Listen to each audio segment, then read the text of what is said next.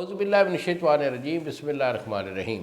شروع اللہ تعالیٰ کے بابرکت اور پاک نام سے جو اپنے بندوں پر بہت ہی زیادہ اپنے ہی حبیب پاک کے صدقے ہمیشہ سے ہم سب پر رحمت خاص فرمانے والے ہیں۔ گزشتہ سال حکیم بابا سیف اللہ کی طرف سے میرے تمام دوستوں کو السلام علیکم ورحمۃ اللہ وبرکاتہ۔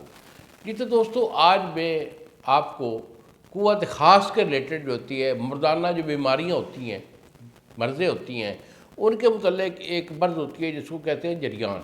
تو آج میں جریان کے متعلق آپ سے کچھ بات کرنا چاہوں گا۔ دیکھو بیٹا، جریان جو ہے یہ 3 قسم کا ہوتا ہے۔ ایک کو کہتے ہیں جریان منی، ایک جریان مضی، اور تیسرا ہوتا ہے جریان بدی۔ تینوں قسم کا جریان جو ہے وہ جریان ہی کہلاتا ہے۔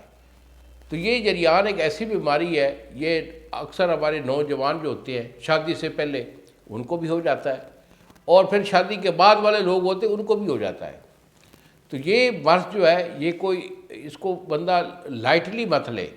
یہ مرض جو ہے یہ ایسا جسم کو کھوکھلا کر دیتی ہے، بالکل ٹائمنگ ان کے پاس نہیں ہوتی، معدہ ان کا ڈسٹرب ہوتا ہے، ان کے پٹھے یعنی اعصاب وہ بھی کمزور ہو جاتی ہے، دماغی کمزوری ہوتی ہے، یادداشت میں کمی آ جاتی ہے، دل پھڑکتا ہے، سانس پھولتا ہے، اور پھر نس کا جو ڈھیلا پن ہے وہ بھی اس کے ساتھ چلا آتا ہے۔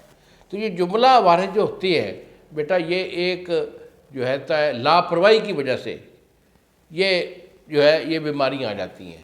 آپ کو چاہیے کبھی جو ہے نا اس کو لائٹلی مت لیں، اس کو ڈیپلی لیں۔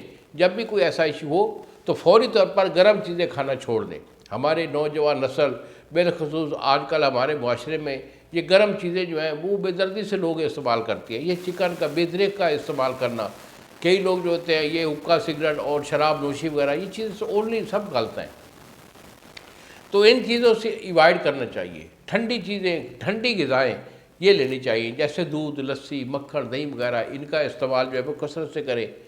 ہمارے ہاں ہمارے زمانہ میں تو مائیں جو ہے وہ چائے نہیں دیتی تھی بچوں کو۔ اب تو چائے کا ہاویجہ ہر وقت گرم ہے، چھوٹا بڑا کسی کا کوئی جو ہے وہ تنسیق تفریق نہیں ہے، ہر کو پیا جا رہا ہے۔ تو بیٹا سب سے بہتر جو ہوتا ہے وہ جیسے عقل مند کہتے ہیں نا کہ پرہیز علاج سے بہتر ہے۔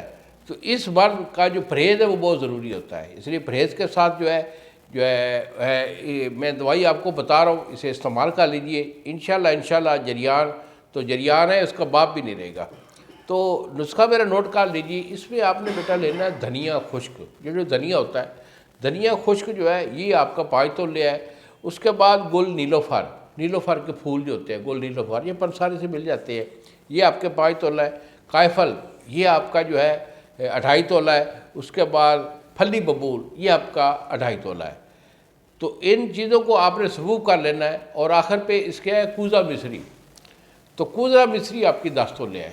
تمام چیزوں کو آپ نے صفوف کر لینا ہے، صفوف کر کے اسی ڈبی میں محفوظ کر لیجئے۔ انشاءاللہ اسے 1 مہینہ 20 دن استعمال کر لیں۔